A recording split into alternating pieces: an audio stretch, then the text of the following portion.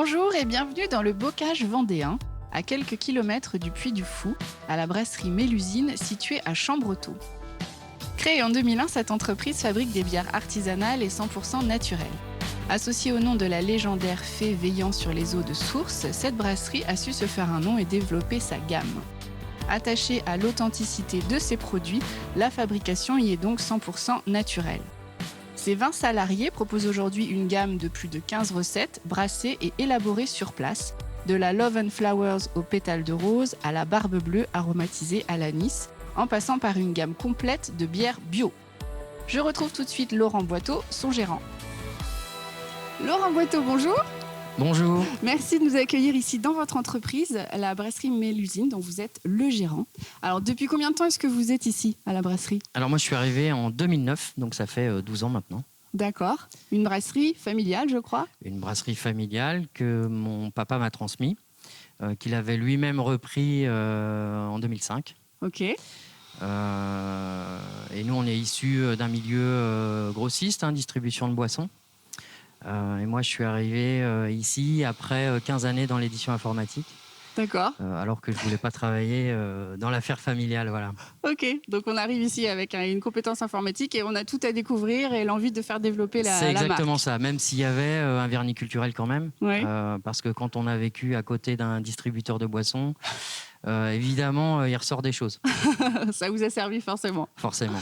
Alors, on va découvrir un petit peu ce que vous produisez ici. Ah ben là, sur le bar, on voit justement, ce sont les ingrédients, les types d'ingrédients que vous utilisez ? Ce sont les ingrédients, oui. Okay. Vous avez les épices qu'on utilise ici, enfin en tout cas une grande partie, et puis ici les différents maltes qui nous servent évidemment à élaborer nos recettes de cuisine, à décider si on va faire une brune, une blonde, une bière très houblonnée, une bière épicée. Oui, alors avec un malt plus ou moins foncé, justement, pour donner une bière. Carrément, pour donner de la coloration ou des arômes type café, chocolat, torréfié en tout cas. D'accord. Alors, quel type d'épices vous utilisez, par exemple ? Alors, on utilise notamment de l'angélique, du coriandre, des pétales de rose, de l'anis verte, et puis évidemment des houblons. Plusieurs variétés. Ok. Et alors, où est-ce que vous allez chercher tous ces épices et tous ces maltes ? Alors, les épices, on les achète chez Caillot, donc c'est une entreprise locale, et les maltes, c'est Malterie Soufflé, qui est un malteur français, un gros malteur français. D'accord. Et puis, on travaille aussi avec un petit malteur en Bretagne. Ah, c'est bien ça. Très bien. Alors là, on découvre un petit peu tout ce que vous produisez. Justement, je me demandais au niveau graphique, vous avez un style aussi très particulier. Ça, c'est un graphiste en particulier ou c'est quelqu'un qui travaille ici chez vous ? Alors non, c'est un graphiste en particulier qui avait une cave à bière, qui connaissait bien notre brasserie et le milieu de la bière, donc on l'a fait bosser. D'accord. Et on a relooké entièrement la gamme, nous, l'année dernière. Oui, ça donne vraiment une identité très reconnaissable. C'est ça. Alors justement, est-ce qu'il y a des modes en matière de bière ? Oui, il y a des modes. Il y a notamment les bières houblonnées qui, depuis quelques années, progressent fortement. Il y a des bières acides, il y a des bières vieillies en fût, il y a pas mal de choses. Ouais. Ok, et alors ça, les nouvelles recettes, c'est vous qui les décidez ? Ça se fait de manière collégiale ? Alors l'idée, c'est qu'on va aller suivre une tendance. Donc c'est plutôt moi, effectivement, qui demande aux brasseurs à un moment donné tel type de bière ou tel style. Et puis eux vont travailler avec les matières premières, faire des petits batchs de 30 litres. On va en faire plusieurs, on va les goûter, les tester, et puis quand on est tous d'accord, on lance. Ok, d'accord. Et là, je vois qu'il y a des collaborations aussi que vous avez développées. Oui, alors il y a notamment la bière Hellfest, évidemment. On a aussi fait une collab avec la brasserie Parisis, qui est une brasserie parisienne. On a sorti une double IPA. Et puis on a un projet. C'est quoi, alors c'est India Pale Ale, ce sont des bières anglaises très houblonnées, très aromatiques, avec beaucoup de houblon. Et puis on a un projet de collaboration aussi avec une brasserie bretonne cet été. Ok, très bien. Et vous pouvez nous donner une idée du volume de production que vous avez ici ? Alors aujourd'hui, on produit environ 15 000 hectolitres de bière par an. Ok. L'idée, c'est qu'on progresse à peu près de 20% chaque année. Évidemment, les années Covid là, nous ont un peu freiné dans le développement, mais ça a l'air de repartir fort. Ça repart bien. Ouais. Ok, très bien. Merci beaucoup. Je vous retrouve tout à l'heure en fin d'émission. Mais là, je vais aller retrouver Laurent Berthaud, qui est votre responsable de production, qui va nous expliquer un petit peu toutes les étapes de fabrication de vos bières. À tout à l'heure. À tout à l'heure, merci.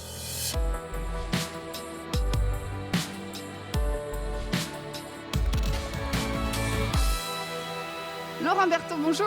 Oui, bonjour. Donc, vous êtes responsable de production ici à la brasserie Mélusine. C'est ça. Comme ça, vous allez pouvoir bien nous expliquer un petit peu comment ça se passe, comment on fabrique toutes les bières que vous pouvez proposer ici. Alors, dans les grandes étapes, ça démarre ici. Qu'est-ce qui se passe ici dans cette Alors pièce? ici, c'est la réserve de malt. On appelle ça la malterie chez nous. D'accord. Donc c'est toute une série de trémies et de transports de grains, de malt d'orge. Ok. Donc une trémie peseuse, un moulin pour faire la mouture et ici une trémie pour stocker la mouture. D'accord. Alors ça, c'est le malt. C'est ce qu'on voit devant Ça, nous. c'est du malt. Alors c'est du malt de blé en l'occurrence qu'on Ok. utilise pour fabriquer de la bière blanche. D'accord. Et le malt d'orge est un petit peu différent. Voilà. Ok, très bien. Alors, je vous suis. On va découvrir la suite du process. C'est parti. Donc là, Laurent, on se dirige vers quelle partie du coup de la brasserie? Alors on se dirige vers le poste de contrôle. C'est là où le brasseur va pouvoir gérer la machine et la recette D'accord. pour fabriquer la bière. Alors justement, la recette, on parlait du malt, mais il n'y a pas que du malt, évidemment. Et non, j'ai dans oublié de la vous dire bière. qu'il y a d'autres ingrédients, bien sûr. Alors l'eau, bien sûr, il y a beaucoup d'eau dans la bière. Il y a Ouais. 90-95% d'eau. Le malt, j'en ai déjà parlé. Ouais, Et puis il y a du houblon et des levures qui vont permettre de transformer le sucre en alcool. d'accord. En fin de process. Alors, bonjour. Voilà, donc Emmanuel, Ok. un des brasseurs le plus ancien de la brasserie, qui gère ici l'automate sur lequel est symbolisé toutes les étapes de la fabrication. Ok. Voilà, et c'est grâce à cet ordinateur-là qu'on contrôle toute la les salle à cuves qu'on voit brasser derrière nous. qui est derrière. Voilà. D'accord. Ok.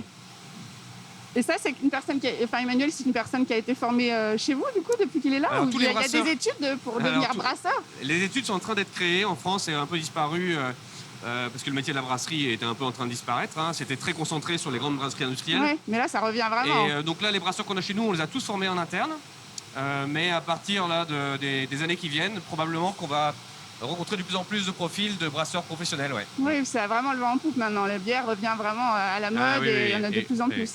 Ok, très bien. Alors, on va découvrir les cubes qui sont là-bas. Vous allez nous expliquer un petit peu les étapes? Pas de problème. Allez, je vous suis. Alors, qu'est-ce qui se passe dans cette cube? Alors là, on est sur la première étape du bloc chaud. Donc c'est la salle à brasser ici. Et donc la D'accord. première étape, c'est l'empâtage et le brassage. Donc on mélange la farine de malt, la mouture, qui va tomber dans cette colonne. Donc, Ça la se mélange- mouture qui est arrivée de la salle. qui est arrivée ça, derrière, qu'on a là, de la vu, malterie. D'accord. Donc ça se mélange avec de l'eau en ligne. Ok. Et ça tombe sous forme de soupe qu'on appelle la maïche. Ça tombe à l'intérieur et puis c'est brassé. Là, on voit des grandes pales Ouais. qui vont brasser.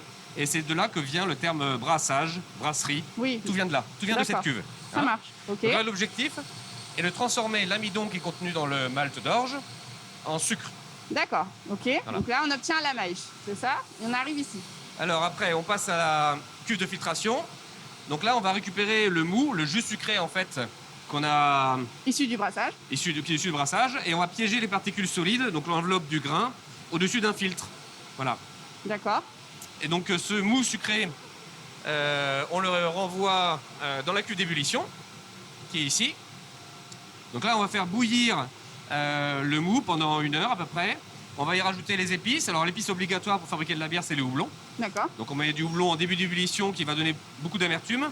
Et les houblons qui ont été sélectionnés plutôt pour leur aromatique en fin d'ébullition, pour éviter de perdre trop les arômes. Et ensuite, on va envoyer ce mou amer, aromatisé et sucré. On va l'envoyer dans le whirlpool, qui est une cuve qui est en dessous, qui est invisible là. On va faire tourbillonner le liquide à l'intérieur pour accélérer la décantation des particules solides. Et on refroidit ensuite le mou à 25 degrés pour envoyer le mou dans une des cuves de fermentation. Et Qu'on c'est voit là derrière qu'on rajoutera les levures. Très bien. Alors, Les je vous levures qui suis. transformeront le sucre en alcool. On va aller voir cette étape On va de aller voir ça. fermentation. Donc là, ça y est, on arrive sur les cuves de fermentation. Tout ça, ce sont des cuves de fermentation? Voilà. Ici, ce sont les cuves de fermentation. On en a 22 de 80 hectolitres chacune. Ok. Donc on met 2 brassins dans chaque cuve de fermentation.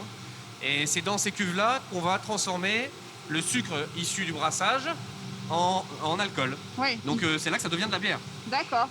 Ok, ça marche. Et ça, cette étape, c'est celle qui dure le plus longtemps, la C'est celle qui- fermentation? Exactement. La fermentation dure 1 semaine à 2 semaines en fonction du degré d'alcool. Plus il y a de sucre, plus il y a d'alcool et plus c'est long.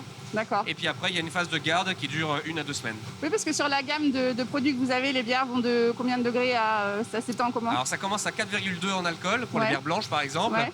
Et on va jusqu'à 8,5 pour notre bière triple. D'accord. Voilà. Ok. Et alors après, on passe à l'embouteillage? Ouais, allez. Allez, c'est parti. Donc là, on est sur l'espace enfûtage et on arrive sur l'embouteillage parce que vous avez 2 types de conditionnement, hein, les fûts et les bouteilles. Exactement. C'est ça, exactement. Alors tout est automatisé, comment ça se passe là? Tout est mécanisé, oui, Mécanisé, et oui, pardon. automatisé, effectivement. Et les embouteilleurs vérifie que tout fonctionne bien, alimente quand même les machines en bouteilles, en capsules, en carton. Et justement, vous avez combien de personnes qui sont embouteillées On ici a avec 2 vous? personnes là, qui gèrent la ligne d'embouteillage. D'accord, ok. Bah, merci beaucoup Laurent, merci de nous avoir fait découvrir votre métier et puis un peu l'intérieur de la production. Je vais retrouver Laurent Boiteau qui va nous parler un petit peu des développements de cette entreprise. Merci. Avec plaisir. Au revoir. Allez, au revoir.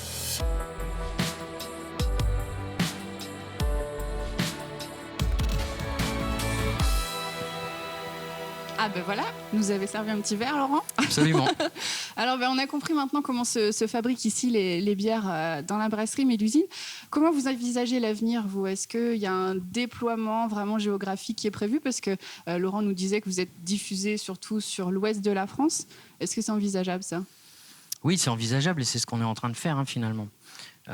Donc on a repris là une brasserie parisienne. Et puis l'idée, c'est qu'on a aujourd'hui une équipe de commerciaux sur tout le quart nord-ouest. D'accord. Et puis qu'on va effectivement chercher à développer des volumes à l'extérieur de la région. Et c'est déjà le cas depuis quelques années maintenant.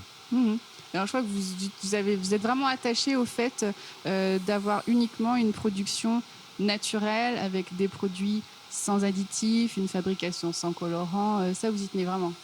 Oui, on y tient, c'est important. C'est aussi ce qui fait la différence entre des bières artisanales ou craft et des bières industrielles. L'idée, c'est que globalement, les gens aujourd'hui font attention à ce qu'ils boivent et à ce qu'ils mangent et qu'on veut absolument s'inscrire dans ce schéma, bien sûr. Et une production aussi écologiquement responsable, si on peut dire ça, C'est ça. ou en tout cas saine par rapport à l'environnement. Oui, alors l'idée, c'est effectivement de rejeter moins d'eau, de rejeter moins de CO2, d'isoler un petit peu partout la tuyauterie là où il y a de la chaleur. On a construit une station d'épuration, on a acheté un générateur d'azote, Oui, ça demande on a beaucoup isolé d'investissement, l'ensemble ça. des tuyaux, ouais, c'est beaucoup d'investissement, mais ça permet aussi d'avoir un produit qui est bien plus responsable à la fin. Et est-ce que la bière française arrive à se faire une place par rapport à la bière belge ou étrangère? Alors oui et non. Alors en France bien sûr, puisque le consommé local revient très fort. Maintenant, la France est un pays viticole. Il faut savoir que les Français sont les derniers consommateurs de bière en Europe. Ah oui. Donc Il y a encore avant du d'exporter la bière à la française, je pense qu'il faudra un petit peu de temps, mais il y a quelques belles brasseries qui brillent dans le paysage. Oui. Et ça va venir, bien sûr. Ouais. Merci beaucoup, Laurent. Bon, je trinque avec vous alors. À consommer avec modération, bien sûr. Merci. Merci beaucoup.